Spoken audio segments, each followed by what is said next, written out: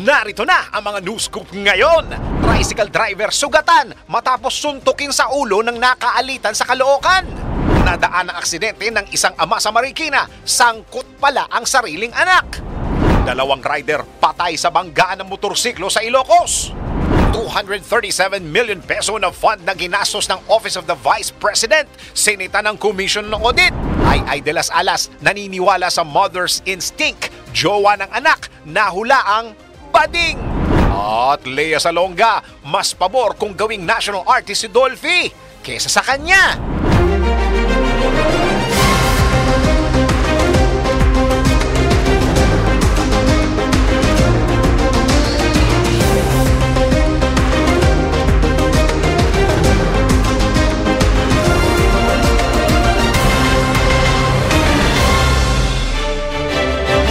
Mga balitang exclusive, mga balitang na-scoop mismo ng DWIZ News Team. Ito ang DWIZ News Scoop. Ako si Dennis Antenor Jr. At narito ang mga news scoop ngayon.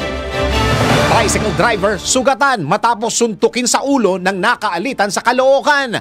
Habulan ng dalawa sa pulsa CCTV. Naritong news scoop ni Angelo Bainyo. Malubhang nasugatan ng isang 24 anyos na lalaki matapos siyang pagsusuntukin sa ulo ng kanyang kapitbahay sa Bagong Silang, Caloocan. Ayon sa otoridad, pauwi na ang biktima matapos mamasada bilang isang tricycle driver. Nang harangin ito ng sospek at pinuruhang pagsusuntukin sa kanyang ulo. Hindi man nakuha sa video ang pananakit pero kuha ang pagkaripas ng takbo ng biktima. Paika-ikang tumakbo palayo ang biktima habang hinahabol ng sospek. Ayon sa investigasyon, kasabwat pa sa krimen ang asawa at anak ng sospek dahil inabutan pa ito ng pamalo. Kagad namang napigilan ng mga kapitbahay ang gulo. Mayroon na daw na matagal na alitan ang dalawa matapos pagbintangan ng sospek ang biktima na kabilang umano sa mga nambugbog sa anak nito. Patuloy na nakikipag-ugnayan ng kaanak ng biktima sa mga otoridad para sa pagsasampa ng kaso. Alitan sa kalsada sa Pasay, nauwi sa pamamaril. Naritong news scoop ni Daryl Justin.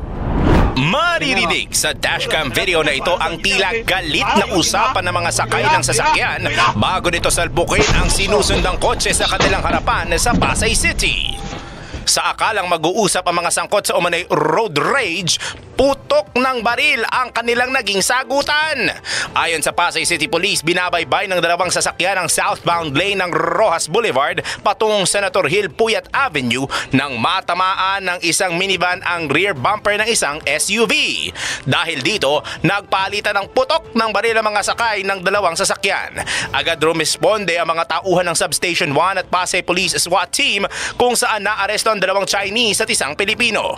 Nakatakas naman ang iba pa nilang kasamahan, kabilang na ang isang Chinese na may dalang baril at persahang kinuha ang e-bike ng isang motorista. Nahuli rin kalaunan ang suspect sa Tambo, Parañaque City. Nagsasagawa na ng masusing investigasyon ng pulisya sa insidente at ang mga naarestong suspect. Patuloy namang tinutugis ng pulisya ang iba pang sakay ng dalawang sangkot na sasakyan. Nadaan ang aksidente ng isang ama sa Marikina. Sangkot pala ang sariling anak. Naritong news scoop ni Judith Estrada Larino. Nagluluksa ang isang pamilya sa pagkawala ng kanilang 22 anyos na Army Reservist na namatay matapos bumangga ang sinasakyan niyang motorsiklo sa concrete barrier sa Macapagal Bridge sa Marikina City. Noong araw ding yun, natagpuan ng ama ng biktima na si Mario Lumboy ang bangkay ng kanyang anak. Sa lisay ng ama ng biktima sa pulisya, umalis si Lumboy sa kanyang tahanan sa Antipolo City kasama ang isa niyang anak na nagmamaneho papuntang Quezon City. Sa pagdaan nila sa Marikina, napansin ni Mario ang tindi ng traffic at pinaghihinala ang maaaring nagkaroon ng aksidente. Nang malapit na sila sa lugar, nakilala ni Mario ang isang motorsiklo. Nasangkot sa insidente at napagtanto na ang sakay ay ang kanyang bunsong anak na si John Mark. Naisugod pa sa ospital ang mga biktima, subalit idineklarang dead on arrival si John Mark. Ayon sa Marikina Police Traffic Unit, sakay ng kanyang motor si John Mark kasamang isang babae nang mabangga nila ang concrete barrier sa Center Island.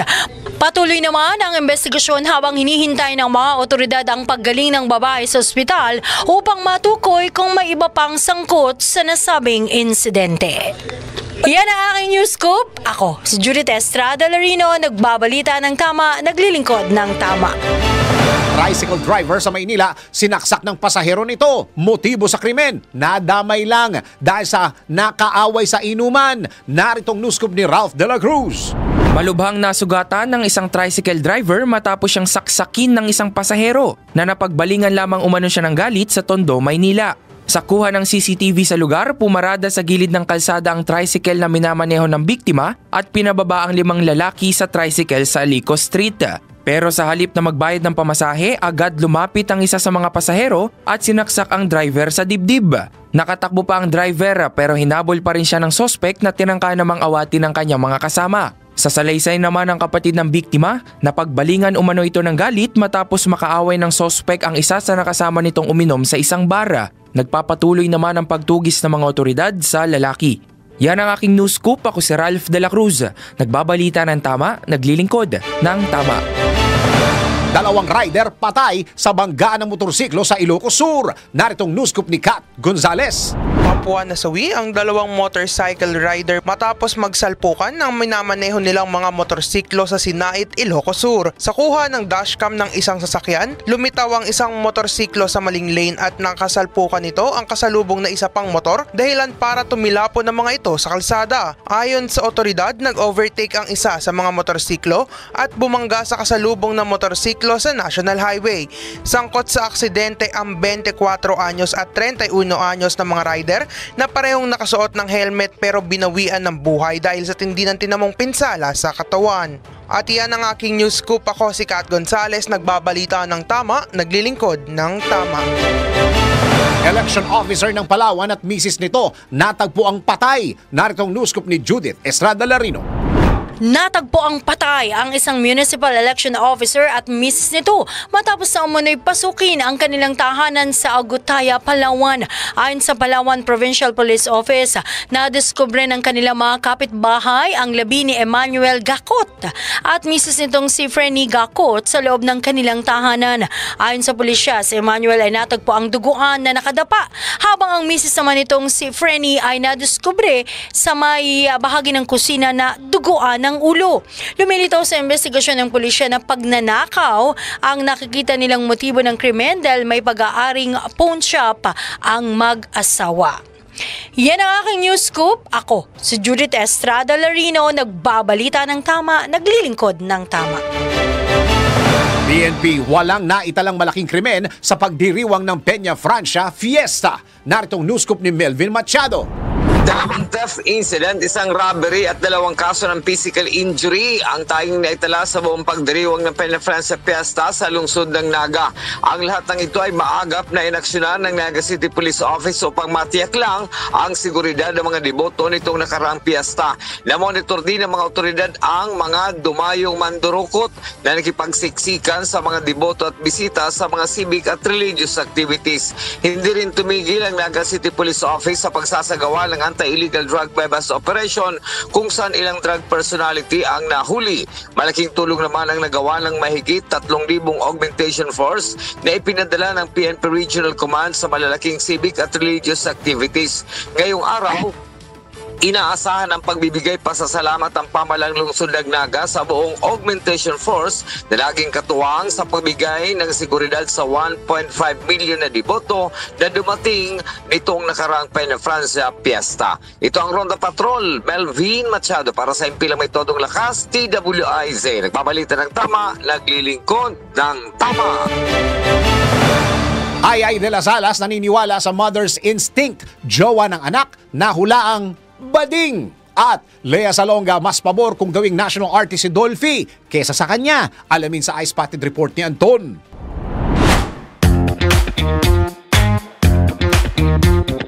Para sa aking balitang showbiz, Mother Knows Best. Ito ang muling napatunayan ni Ay de las Alas matapos na muling gumana ang mother's instinct nito. Ayon sa komedyante, bihirang magkamali ang mother's instinct at gumagana umano ito kapag nakikita ng nanay na hindi na maganda ang outcome na nangyayari sa kanyang anak. Kaya raw may mga nanay na tumatanggi at umaayaw sa isang bagay na ginagawa ng isang anak dahil nakikita na nito ang outcome ng ginagawa nito. Napatunayan niya raw ito sa kanyang anak na na si Sofia nang sabihan niya ito na parang bakla ang boyfriend nito nang ipakilala sa kanya. Nang sabihin niya raw ito ay nagalit daw sa kanya si Sofia dahil lagi lang daw siyang may pintas kaya sinabihan niya raw ito ng, sige, tingnan natin. Pagkatapos umano ng 6 na buwan ay naghiwalay ang mga ito dahil nadiskubre ng kanyang anak na may jowa itong lalaki kaya't nasabi na lamang niya na confirmed at mother knows best daw talaga. Ang nakakaloka lamang daw ay alam na pala ng kanyang anak ang gender ng boyfriend nito pero nagbulag-bulagan at nagtanga-tangahan lamang daw ito dahil in love pa ito noon. Samantala, sa isa pang balitang showbiz, isa si Lea Salonga sa mga celebrity na pinupush ng mga netizen na maging national artist dahil sa pagbibigay nito ng karangalan sa Pilipinas sa larangan ng musical theater. Ngunit para sa award-winning na international Filipino artist, hindi pa panahon para kilalanin siya bilang national artist dahil mas marami pang Filipino celebrity ang pwedeng bigyan ng nasabing karangalan. Mas gugustuhin pa raw na makita niya si Dolphy na gawing national artist at long overdue na raw ito. Mas ito raw ang dapat na kilalanin kaysa sa kanya at umaasa raw siya na mabigyan ito ng oportunidad na makilala dahil sa naging ambag nito sa entertainment industry. Napakalaki raw ng nai-contribute ito sa bansa kahit na sa mga pelikula kung saan nagka-cross-dress ito dahil malaking tulong umano ang ginawa nito para matanggap ng mga Pilipino ang LGBTQIA+ community kahit na hindi naman talaga iyon ang intensyon ng yumaong aktor, ngunit ganoon umano ang epekto nito. Ang naturang pahayag ni Lea ay matapos naman ay sulong ng grupong Actor PH League of Filipino Actors si Vilma Santos na maging isang national artist. At iyan ang kibalitang showbiz para sa impilang may todong lakas, DWIZ. Ako si Anton, nagbabalita ng tama, naglilingkod ng tama.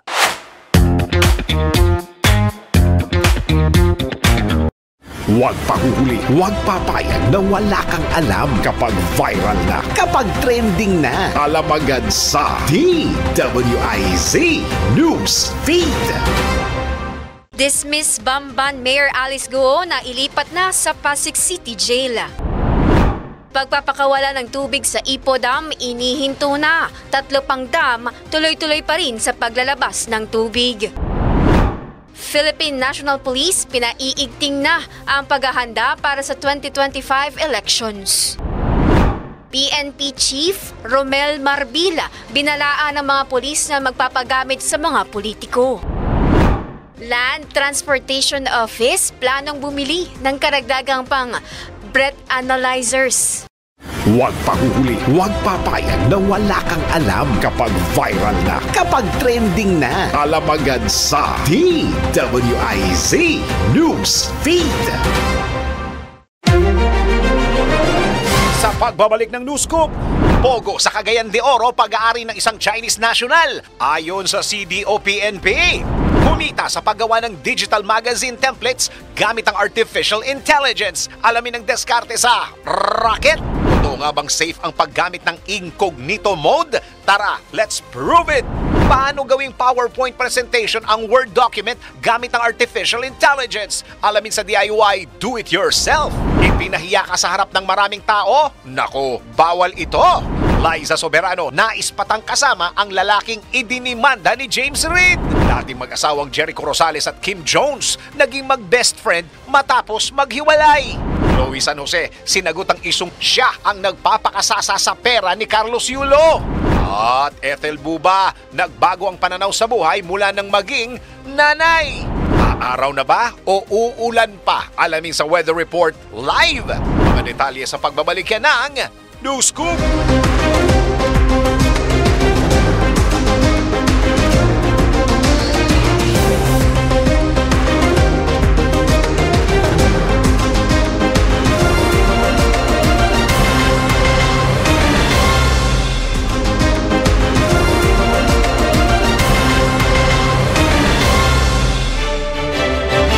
Pogo sa Cagayan de Oro, pag-aari ng isang Chinese national. Ayon sa CDO-PNP, naritong news scoop ni G. Apiag. Nahubara ng maskara ang may-ari daw ng isang pasilidad sa isang Philippine Offshore Game Operations o POGO na nakabase sa Aluana Compound, Barangay Cugman, Cagayan de Oro City Ito ang resulta ng investigasyon sa Quadruple Committee hearing tungkol sa pagkadawit ni dating Bamban Mayor Alice Gu sa mga illegal activity ng Pogo. Nagisa si Cagayan de Oro City Police Officer Director Colonel Salvador Radam sa nasabing hearing kung saan tinanong siya ng Quadcom member ni si Congressman Dan Fernandez kung sino ang nag-operate ng nasabing pasilidad. Ayon kay Radam, limitado ang kanyang nalaman, subalit mismo si Fernandez ang nagbulgar na pag-aari ng isang Chinese national na pinangalanang Yang Jianzin na may pangalang Pinoy na si Antonio Tony Maestro Lim alias Tony Yang at panganay na kapatid ni Michael Yang na dating Presidential Economic Advisor ni dating President Rodrigo Duterte. Sa nasabing hearing, ibinulgar din si Tony Yang na may-ari daw ito ng isang locator na Shangjia Steel Corporation na nakabase sa Philippine Development Authority o PHIBIDEC, Taguluan, Misamis Oriental. Napag-alaman din na ang nasabing korporasyon ni Yang ay mayroong istruktura sa loob ng PHIBIDEC kung saan pinaghinalaang dito dumadaong ang mga kontrabando katulad ng bigas, illegal na droga at iba pa. Maalalang dati nahuli ang mga smuggled rice transaction ni Yang na pinalusot ng isang negosyo na Yang Chi Group Company Incorporated na Golden Sun Cargo Examination Services Corporation sa nasabing syudad. Mula dito sa 93.5 DWIC News FM Northern Mindanao, G. Apiag, nagbabalita ng tama, naglilingkod ng tama. Abogada nahulog sa ika-16 na palapag ng gusali. Naritong newscoop ni Angelo Baeño. Iniimbestigahan na ng mga pulis ang pagkamatay ng isang abogada na umano'y nahulog mula sa ika-16 na palapag ng isang high-rise commercial building sa Cebu City. Ayon sa Mabolo Police Station, natagpuan ang katawan ng abogada sa ground floor ng commercial building sa Bohol Street sa nasabing lalawigan. Sa inisyal na investigasyon, nakita umanong nahulog ang biktima mula sa mataas na palapag ng gusali. Patuloy pa rin ang investigasyon ng mga pulis kung mayroong foul play sa nangyaring aksidente. At yan ang aking news scoop. Ako si Angelo Baeño, nagbabalita ng tama, naglilingkod ng tama. 237 million peso fund na ginastos ng OVP, sinita ng COA. Naritong news scoop ni Ralph de la Cruz. Sinita ng Commission on Audit ang questionableng paggamit ng 237 million pesos na pondo mula sa 500 million pesos na confidential fund ng Office of the Vice President noong 2023. Ito naman ang ikinabahala ni House Assistant Majority Leader at Zambales 1st District Representative J. Conghuna matapos itong ihayag ng COA kung saan 73 million pesos mula sa 125 million pesos na confidential fund ang naubos sa loob lamang ng 11 araw noong 2022 na mayroong notice of disallowance. Nanawagan rin ng kongresista sa tanggapan ni Vice President Sara Duterte na ipaliwanag ang naturang pondo at huwag anyang iwasan ang mga tanong kaugnay dito. Batay sa ulat ng COA sa pagdinig, naubos ang 500 million pesos na confidential fund sa loob ng 7 buwan o paggastos ng 2.4 million pesos kada araw. Yan ang aking news scoop. Ako si Ralph de la Cruz. Nagbabalita ng tama, naglilingkod ng tama. Muling binigyan din ni Pangulong Ferdinand Marcos Jr. ang pangako ng administrasyon na ilapit ang mga serbisyo ng pamahalaan sa mga Pilipino. Maraming pangangailangan ng bawat isang Pilipino at ginagawa namin lahat na kahit papano. Hindi natin mabubuo lahat yan, ngunit gagawin namin ang lahat para talagang malaking bawas sa bigat na dala, lalong-lalo na sa healthcare, ang mga pamilyang Pilipino. Ginawa ng Pangulo ang mga pahayag na ito sa kanyang pinakabagong vlog noong linggo, kung saan nagpasalamat siya sa lahat ng bumati sa kanyang kaarawan noong September 13. Sinabi ni Pangulong Marcos na pinagsisikapan ng pamahalaan na matiyak ang lahat ng serbisyo ng gobyerno ay maaabot ng bawat Pilipino. Sa isang bagong Pilipinas, lalo pang palalawakin at ilalapit sa taong bayan ang mga serbisyo ng pamahalaan. Walang pinipili sa pagtulong dahil ang bawat buhay ay mahalaga. Sa kanyang kaarawan, inutusan ni Pangulong Marcos ang Department of Health o DOH na sagutin ang gastos para sa lahat ng inpatient,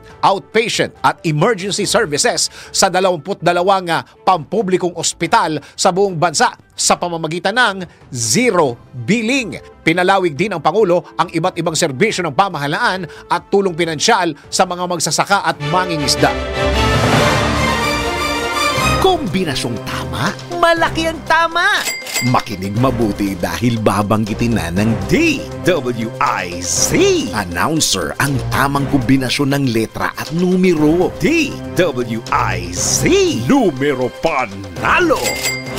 Hatid ng Bingo Plus. Bingo sa saya, plus sa panalo. Ready na ba kayo mga ka-Bingo Plus sa ating DWIZ Bingo Plus numero panalo? Meron kang chance manalo ng 1,000 pesos, 500 pesos kapag tama ang 5 combinations at another 500 pesos kapag meron kang Bingo Plus app. Simple lang manalo. Kailangan lamang abangan ng 5 letter and number combinations sa mga programa ng DWIZ at i-text ang sagot sa 0960-880-6424 kasama ng inyong pangalan, /edad, /address, /5 combinations of the day at ang last combinations for today sa letrang G, 58 at O, 62. Pwede mo nang i-text ang 5 combinations na nakuha mo sa mga programa kanina umaga hanggang hapon dito sa DWIZ. At malay mo, ikaw na ang manalo ng instant pa premyo sa Bingo Plus numero panalo. Pag bingo sa saya, plus sa panalo. Kung nakalima ka na, pwede mo nang isend sa text number na binigay ng DWIZ announcer o kaya i-PM na sa DWIZ Facebook. Kung hindi pa, wait pa ng ibang kombinasyon hanggang makumpleto ang 5 numero panalo. Hatid ng Bingo Plus. Bingo sa saya, plus sa panalo. Liza Soberano, naispatang kasama ang lalaking idinimanda ni James Reid at dating mag-asawang Jericho Rosales at Kim Jones. Naging mag-best friend matapos maghiwalay. Alamin sa spotted report ni Anton.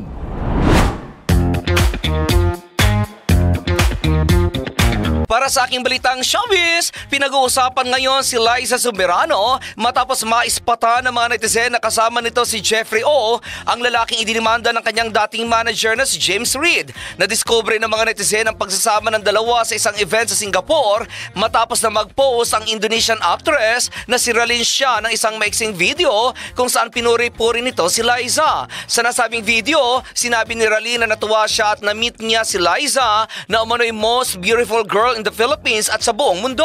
Nagpasalamat naman si Liza sa natanggap na papuri mula sa actress, ngunit nahagip sa video ang isang lalaki nakatayo sa hindi kalayuan na kamukhang-kamukha ng controversial na Korean-American na si Jeffrey O na naging kasosyo ni James Reid, ngunit tinangga ng aktor at idinimanda pa nito dahil sa napakalaking utang nito sa kanya na umabot sa mahigit 100 milyong piso. Hindi rin nakaligtas sa mata ng mga netizen ang tila pag-atras at pagtago ng lalaki nang mapansin nito na nakikita siya sa frame ng camera.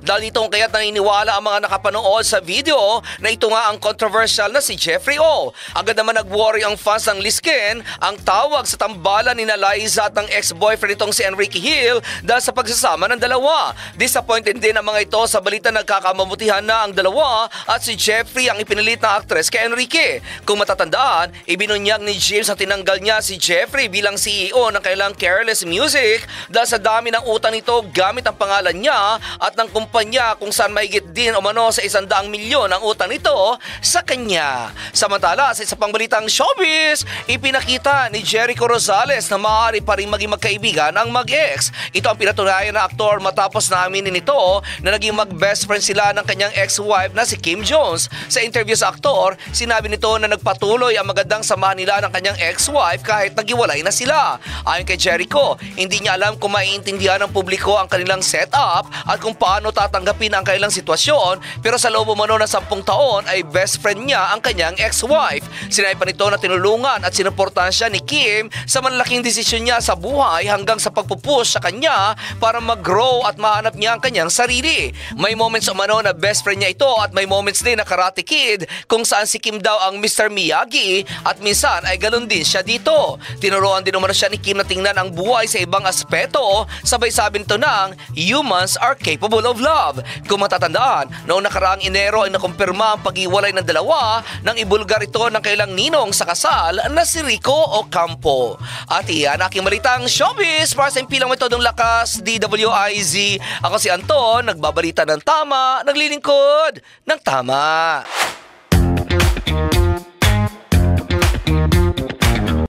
Huwag pahuhuli, huwag papayag na wala kang alam kapag viral na, kapag trending na. Alam agad sa DWIZ News Feed. Bagong guidelines ng DepEd para sa flexible teaching time sa ilalim ng matatag basic education curriculum sinang-ayunan ng ilang kongresista. Healthcare, top priority pa rin ng administrasyon ayon kay Pangulong Ferdinand Marcos Jr. Department of Health inatasan ni PBBM na magsagawa ng mass vaccination para sa mga sanggol.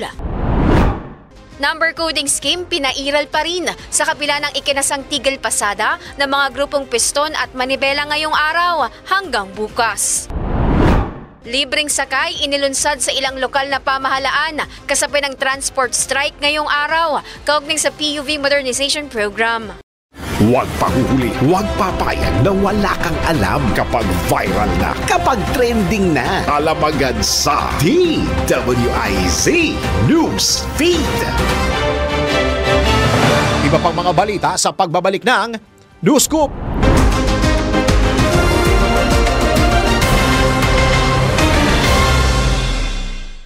Pinakahuli, pinaka-latest, pinaka-napapanahon. Whether we like it or not, ito ang magiging DWIZ Weather Report. Pilipinas, nagbabalik ang News Scoop sa oras na alas 4:42 ng hapon. Silipin at alamin na natin ang magiging lagay ng panahon bukas. Kasalukuyang easterlies pa rin po ang makakaapekto sa silangang bahagi po ng Timog Luzon, Visayas at Mindanao. Ibig sabihin, para sa ating mga kababayan sa Bicol Region, Eastern Visayas, Caraga at Davao Region, partly cloudy to cloudy skies na may kasamang isolated rain showers at thunderstorms ang inaasahan dahil sa easterlies o yung mainit na hangin na nagmumula sa karagatang Pasipiko. Habang dito sa Kamaynilaan at sa nalalabing bahagi po ng bansa, localized thunderstorms naman po ang inaasahan natin sa buong maghapon hanggang bukas ng umaga. Sa kasalukuyan sa labas ng himpilan, maganda ang sikat ng araw dito sa Kamaynilaan. Umaabot sa 27 degrees Celsius hanggang 29 degrees Celsius ang inaasahan natin temperatura hanggang mamayang alas 6 ng gabi. Ngunit hindi pa rin natin tinatanggal ang posibilidad ng mga isolated rains at thunderstorms na hindi naman lalakas at hindi tatagal.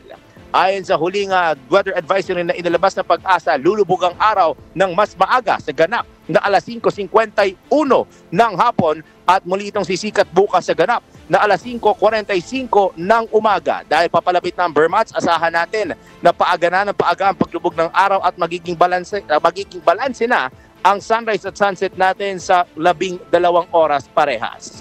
Sa oras na 43 sandali makalipas sa alas 4 ng hapon, yan po ang aking weather report, whether you like it or not. Pagkatapos ng News Scoop, abangan ang Sulong na Bayan sa radyo at online at ang Newswatch Plus naman sa Aliw Channel 23. Ako po si Daryl Justin, nagbabalita ng tama, naglilingkod ng tama. Pinakahuli, pinaka-latest, pinaka-napapanahon. Whether we like it or not, DWIZ Weather Report. Huwag pahuhuli, huwag papayag na wala kang alam kapag viral na, kapag trending na. Alam agad sa DWIZ News Feed. Panukalang 2025 budget ng Office of the President pasado na sa Senate Committee on Finance. DWIZ News Feed. Magna Carta of Filipino Seafarers nilagdaan na ni Pangulong Ferdinand Marcos Jr. DWIZ News Feed. Climate change, education at job opportunities, mga pangunahing pinangangambahan ng mga kabataang Pinoy base sa survey ng United Nations. DWIZ News Feed. DepEd at Armed Forces of the Philippines nagsanib puwersa sa pag-deliver ng higit 2,000 digital equipment sa mga paaralan sa bansa. DWIZ News Feed. Senator Jinggoy Estrada, mariing itinanggi ang chismis na kanyang papalitan si Senate President Francis Escudero bilang head ng upper chamber. Huwag pahuhuli, huwag papayag na wala kang alam kapag viral na, kapag trending na. Alam agad sa DWIZ News Feed. Senator Lito Lapid nagpasalamat sa mga Pilipino dahil sa nakuwang mataas na rating sa pinakahuling senatorial survey. Narito ang news scoop ni Angelo Bainio. Nagpasalamat si Senator Lito Lapid sa pananatili niya sa top 12 na mga kandidato sa pagkasenador sa 2025 elections. Sa latest survey ng Okta Research, nasa ika-11 pwesto si Senator Lapid na nakakuha ng 33% ng mga respondent. Statistically tie si Senator Lapid kina Senator Pia Cayetano, Senator Francis Tolentino, former Senator Manny Pacquiao, Senator Amy Marcos at former President Rodrigo Duterte. Isinagawa ang survey mula August 28 hanggang September 2, 2024. Nagpasalamat din si Senator Lapid sa mga Pilipinong patuloy na nagtitiwala at nagmamahal sa kanya. Asahan aniya ng mga Pilipino na patuloy siyang maglilingkod ng malinis at tapat sa ating pamahalaan. Nasa 13th place naman si Senator Bato de la Rosa at 14th place si DILG Secretary Benhur Abalos. At yan ang aking news scoop. Ako sa Angelo Bainyo, nagbabalita ng tama, naglilingkod ng tama. Kumita sa paggawa ng digital magazine templates gamit ang artificial intelligence. Alamin ang diskarte sa Raket. Alamin ang mga bagong paraan kung paano kumita sa panahon ngayon.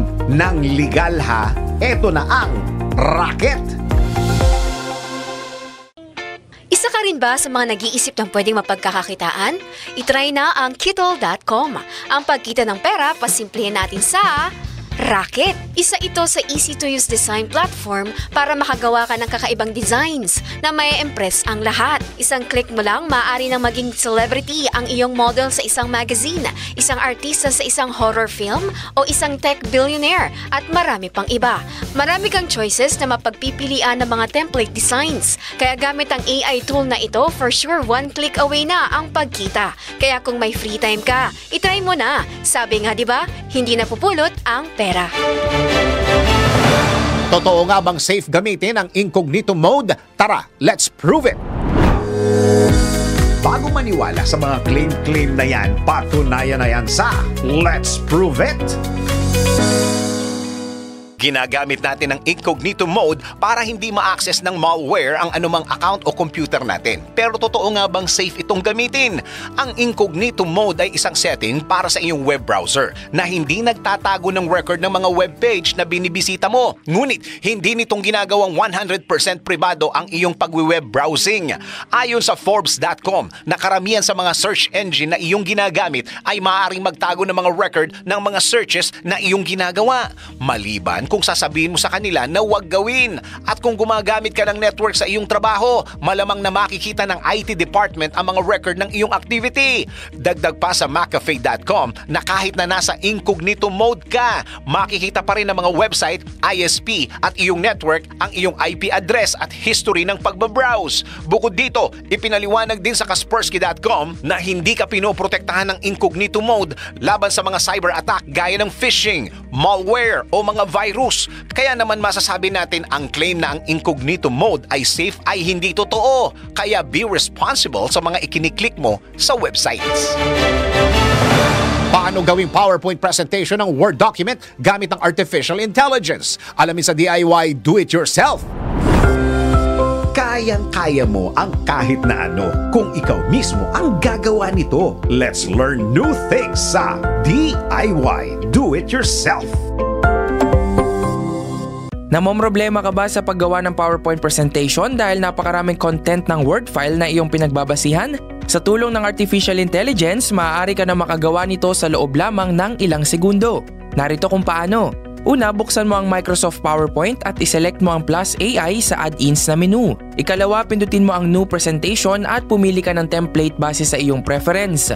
Ikatlo, pindutin mo ang Upload the File at i-import mo na ang Word file na gagawa ng slides.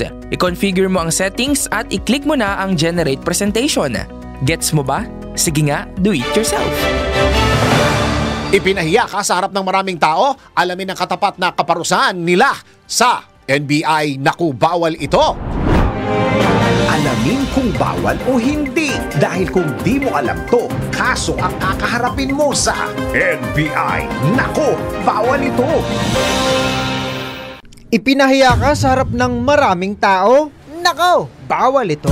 hindi may iwasan ang mga taong mataas ang tingin sa sarili, lalo na kung minsan ginagamit pa ang kanilang posisyon para sa kapangyarihan. Kaya paano kung naka-encounter ka ng ganitong klaseng tao at ipinahiya ka sa isang lugar na pampubliko? Nako, alam mo bang labag sa batas yan? Ayon sa Article 359 ng Revised Penal Code, mahigpit na pinagbabawal sa batas ang pagsasagawa ng anumang kilos na maaring magbigay ng kahihiyan, kasiraan o aksyon na maaring humamak sa isang tao. Bukod sa masasakit na salita, kabilang dito ang pisikal na pananakit kagaya ng pananampal sa muka o kaya na may pandudura sa isang individual sa harap ng maraming tao. Alinman sa mga ito, sa mata ng batas, ito ay may tuturing na slander by deed at ito ay may kaparusahang pagkakakulong ng mula 4 na buwan hanggang 2 taon at mayroon ding multa na 20,000 piso hanggang 100,000 piso. Kaya paalala, bawal mamahiya, baka masabihan ka ng, nako, bawal ito.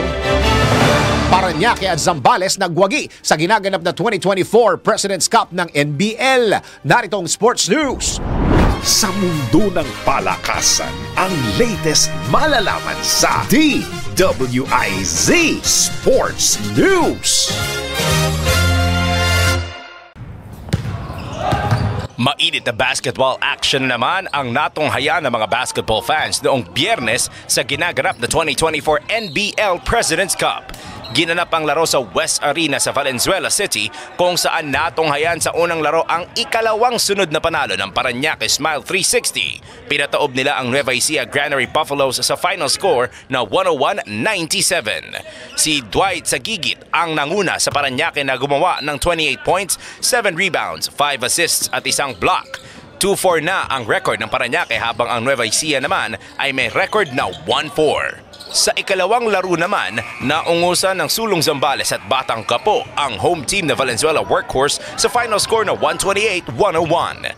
Si Allen Fomera ng Zambales ang itinanghal na player of the game na nagtala ng 33 points, 4 rebounds, 6 assists at 3 steals. 3-3 na ang record ng Zambales habang nag-aabang pa rin ang Valenzuela na magkaroon ng kanilang unang panalo sa current record nila na 0-5. Tuloy-tuloy lang ang pagtutok at manonood sa mga kapanapanabik na mga laro ng 2024 NBL President's Cup live at exclusive sa Aliw Channel 23 nationwide. At yan ang Sports News. Ako si Daryl Justin, nagbabalita ng tama, naglilingkod ng tama.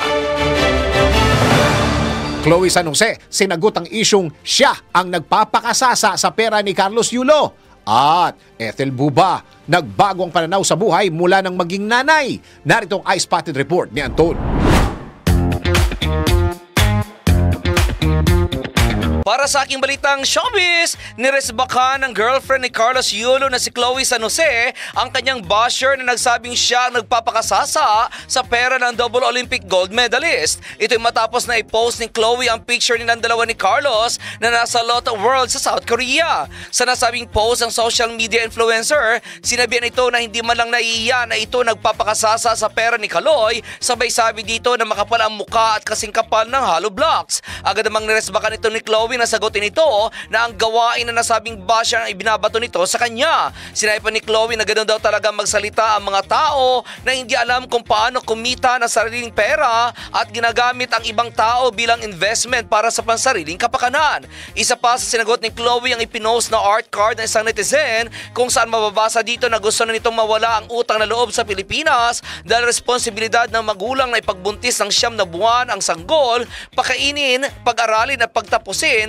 pero hindi nito obligasyon na tumanaw ng utang na loob sa parents. Ganon daw ang kinalakihan niya sa Australia at sana raw ay maging normal na ito dito sa Pilipinas. Sa caption na nag-post, sinabi nito na sabihin daw ni Chloe sa magiging anak nito ang nakasaad sa art card, na sinagot naman ni Chloe na hindi niya ito sinabi. Samantala, sa isa pang balitang showbiz, inamin ni Ethel Buba na malaki ang nagbago sa kanyang buhay mula na maging nanay na siya. Ayon sa komedyante, kung noon daw ay puro kasiyahan lamang ng sarili ang kanyang kanyang inaalala. Ngayon daw ay ang kanyang asawang si Jessie Salazar at kanilang nag-iisang anak na si Ella ang priority niya sa buhay. Sinabi pa ni Ethel na maging siya ay nagulat dahil nag-mature na siya noong maging nanay na siya at biglang nag-iba ang kanyang priorities. Ngayon daw ay hindi na siya bumibili ng mga mamahaling damit at kailangan mura lang dahil may mga pinagkakagastusan daw siya tulad ng gatas at diaper. Ngayon daw ay pag-iipon ang kanyang iniisip para sa pag-aaral ng kanyang anak, lalo na't Inglesera ito kaya doon daw siya nanganganib. Inamin din ni Ethel na dahil Inglesera ang kanyang anak kung kaya't nahihirapan siya.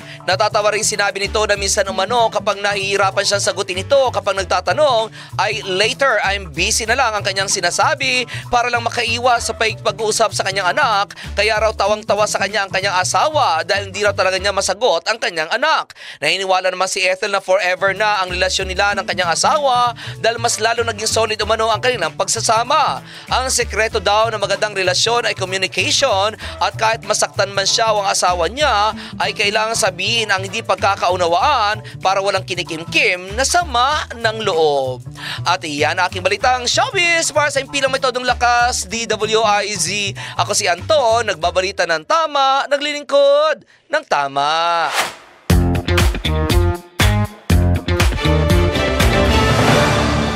At bago tayo magpaalam, tayo muna magpatama. Quote of the day. Kung kaya mong gawin ngayon, syempre kaya mo rin yan bukas. Kaya bukas mo na lang gawin. Ayan, patama para sa mga tamad.